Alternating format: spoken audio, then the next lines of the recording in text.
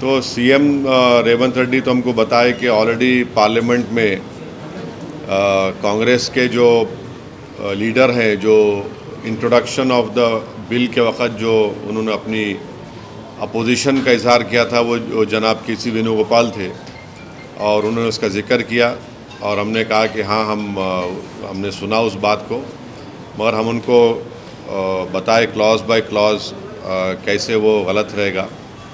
तो फिर वो बताए कि उनके ही ऑर्डर पर यहाँ पर जो तेलंगाना में एक्स मिनिस्टर और कांग्रेस के जो सीनियर लीडर जनाब शब्बीर अली साहब हैं, उन्होंने भी एक कंसल्टेशन रखा था।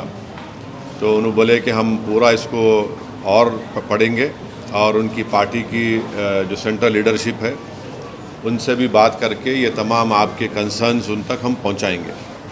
हाजी शहजाद अली के डिमोलिशन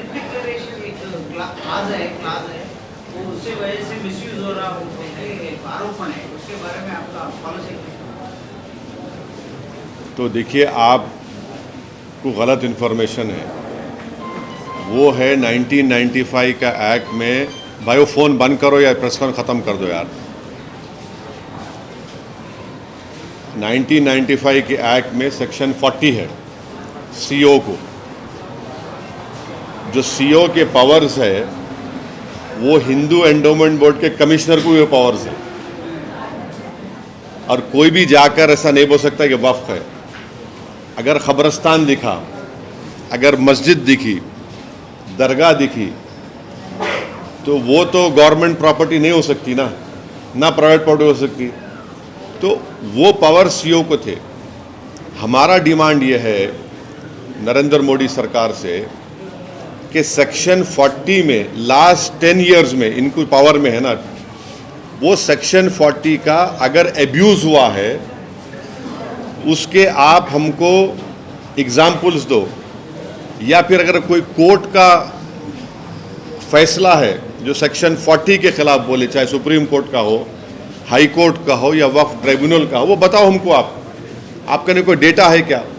बल्कि सुप्रीम कोर्ट का एक जजमेंट है जिसमें सुप्रीम कोर्ट ने कहा कि सेक्शन 40 का सही इस्तेमाल हुआ और आप आगे बढ़ो। वो जजमेंट याद नहीं आ रहा, मगर रीसेंट जजमेंट है सुप्रीम कोर्ट का वो। अच्छा, जैसे अभी हम बात कर रहे हैं तो वहीं पर दूसरी तरफ से आरोप ये भी लग रहा है कि वक्त की जो ज़मीन है उसका दूसरे तरीके से भी इस्तेमाल किया जा रहा है, मार्केट्स बनाए जा रहे हैं। क्या बनाए जा रहे हैं? मार्केट बनाया जा रहा है, उससे जो भी रेंट या जो भी पैसा आता है वो मुसलमानों तक या जो गरीब मुसलमान है वहाँ तक पहुँच ही नहीं रहा है, तो उसका दुरुपयोग भी किया जा रहा है, ये आरोप लग रहा है। नहीं, देखिए, आरोप लग रहा है, ये सब चीज़ें हो सकती नहीं हो सकती, मगर सवाल ये है कि इस प्रपोज बिल में सेक्शन 3 एक है जिसमें ये नरेंद्र मोदी की गवर्नमेंट ये बोल रही है कि सेक्शन 3 में अगर किसी वक्फ प्रॉपर्टी पर गवर्नमेंट कब्ज़ा करके बैठी हुई है तो कलेक्टर उसका फ़ैसला करेंगे और कलेक्टर फ़ैसला करने के बाद उसका रेवेन्यू में रिकॉर्ड चेंज होगा और वक्फ बोर्ड को बोला जाएगा कि आपके वक्फ के रिकॉर्ड से उसको निकाल दो।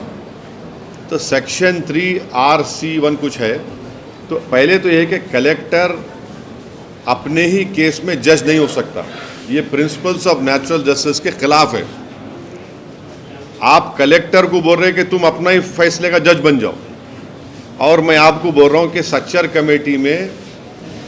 कमेटी के चैप्टर 11 में वक्फ प्रॉपर्टीज़ का जिक्र है। उस चैप्टर में आप 11.5 बॉक्स को पढ़ो जिसमें 6 स्टेट का जिक्र है जहाँ पर गवर्नमेंट वक्फ प्रॉपर्टीज़ के ऊपर कब्जा करके बैठी हुई है, जिसमें दिल्ली के 200 प्रॉपर्टीज़ पर कब्जा करके बैठे हुए हैं।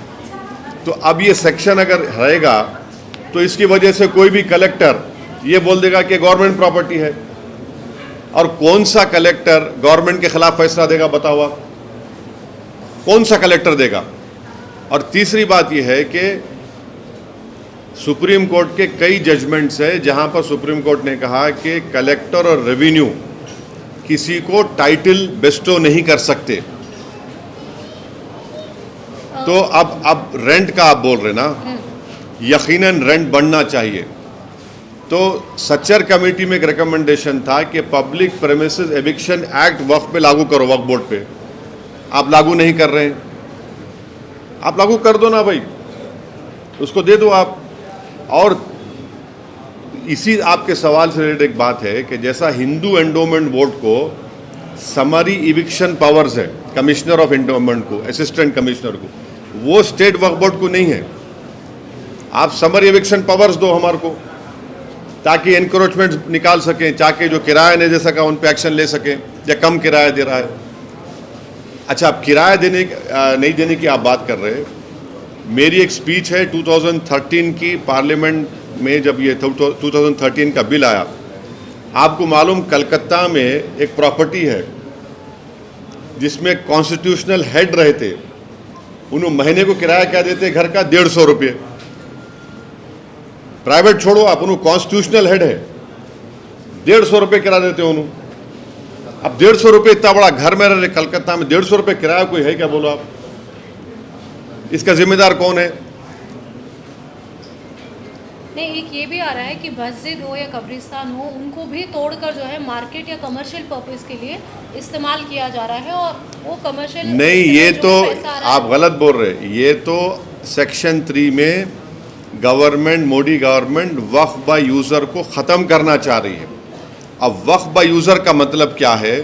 जैसा हिंदू धर्म में बाय कस्टम एंड यूसेज आप उसको मंदिर घोषित करते, बाय कस्टम एंड यूसेज, वैसे ही मुसलमानों में वक्फ बाय यूज़र उस वक्त जब मस्जिद में जाके मैं नमाज पढ़ रहा हूँ, वक्फ बाय यूज़र हो गई।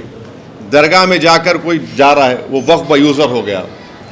किसी एक सूफ़ी की खानखा है, वहाँ पर जिक्र की महफिल हो रही, वक्फ बाय यूज़र हो गया।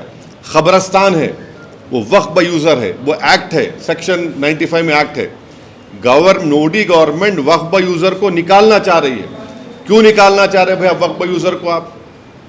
जब आप हिंदू धर्म में बाय कस्टम एंड यूसेज ये बोल रहे हैं कि it is a endowment property, वैसे ही आप इस्लाम में वक्फ बाय यूज़र का मतलब ये कि मस्जिद मेरी है।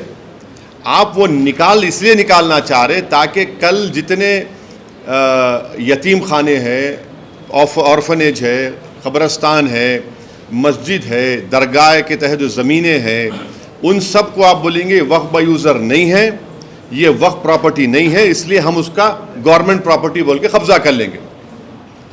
ये सेक्शन 3 का वक्फ बाय यूज़र निकालने का तरीक़ा एक ही है। ये पूरा मस्जिदों को छीन लो मुसलमानों से, दरगाहों को छीन लो, क़ब्रिस्तान को छीन लो, और दरगाह खानखा के तहत जो ज़मीनात एग्रीकल्चर लैंड पूरों को छीन लो। ये असल मकसद है। और आपको एक और एग्जाम्पल दे रहा हूँ, 1965 में मथुरा में कृष्ण जन्मस्थान है। 1965 में यूपी सुन्नी वक्फ बोर्ड के कंसेंट से मुसलमान और कृष्ण जन्मस्थान के लोगों में एग्रीमेंट हुआ। एग्रीमेंट ये हुआ कि जो मुसलमानों की वक्फ की प्रॉपर्टी थी उसको 8 एकर्स हम कृष्ण जन्मस्थान को देंगे, सुन्नी वक्फ बोर्ड के परमिशन से। वो इशू कोर्ट में क्लोज हो गया। अब 2023 में फिर केस हो गया उसके ऊपर। तो अब वक्फ बाय यूज़र आप निकाल लेंगे तो आप बोलेंगे नहीं, ये भाई नहीं मुसलमानों का। समझे मेरी बात को आप? और गवर्नमेंट क्या बोल रही कि अब रजिस्टर करना है, अगर ये 2024 का एक्ट बनेगा, उसको अब जितने प्रॉपर्टीज को, जितने वक्फ है, उसको रजिस्टर करना है। कैसा रजिस्टर करेंगे? बोल रहे कि आप डीड्स लेकर आओ। अब मक्का मस्जिद है, मक्का मस्जिद की डीड कहाँ है बताओ आप मेरे को? हैदराबाद में 400 साल पुरानी मक्का मस्जिद, उसकी डीड कहाँ रहेंगी बोलो आप? दरगाह यूसुफैन है, 400 साल की है, कहाँ से डीड लाएंगे बताओ आप? बाबा शरफुद्दीन की दरगाह है, वो तो 600 साल पुरानी है, कहाँ से डीड लाएंगे बताओ आप? चार मीनार के सामने एक मस्जिद है, अंदर नहीं, उसकी डीड कहाँ से लाएंगे? अब डीड लाने का आपके पास जवाब क्या है? अब डीड नहीं लाए तो बोलेंगे नहीं आपके डीड नहीं है, रजिस्टर नहीं होंगी ये। अब रजिस्टर नहीं होंगी बोलते फिर गवर्नमेंट कब्जा कर लेंगे उसका। हिंदू धर्म में कस्टम एंड यूसेज की बुनियाद पर होता पूरा। और एक बात समझिए आप लोग, देश को भी समझने की जरूरत है, खास तौर से हमारे हिंदू धर्म के भाई बहनों को, कि वक्फ प्रॉपर्टी पब्लिक प्रॉपर्टी नहीं है, प्राइवेट प्रॉपर्टी है। गवर्नमेंट नहीं दी हमको, ये हमारे मुसलमान वक्फ कर दिए, जैसा बोलते ना दान दिए, दान दे दिए उसको। वो प्राइवेट प्रॉपर्टी है, पब्लिक प्रॉपर्टी नहीं है वो। आप पब्लिक प्रॉपर्टी कैसे ट्रीट कर रहे हो उसको? प्राइवेट प्रॉपर्टी है वो। ठीक है, आप रेगुलेट करिए, मदद करिए। और ये जो गवर्नमेंट बोल रही ना, हिंदू एंडोमेंट बोर्ड को, हर हिंदू एंडोमेंट बोर्ड को ग्रांट मिलता, जैसे आंध्र प्रदेश में शायद 500 करोड़ रुपए दिए। यहां वक्फ बोर्ड को क्या ग्रांट दे रहे बताओ? पूरे इंडिया में 32 वक्फ बोर्ड्स है। कौन सी स्टेट गवर्नमेंट वक्फ बोर्ड को ग्रांट दी बताओ? आप एक पैसे का ग्रांट नहीं देते, आप ग्रांट ही नहीं है।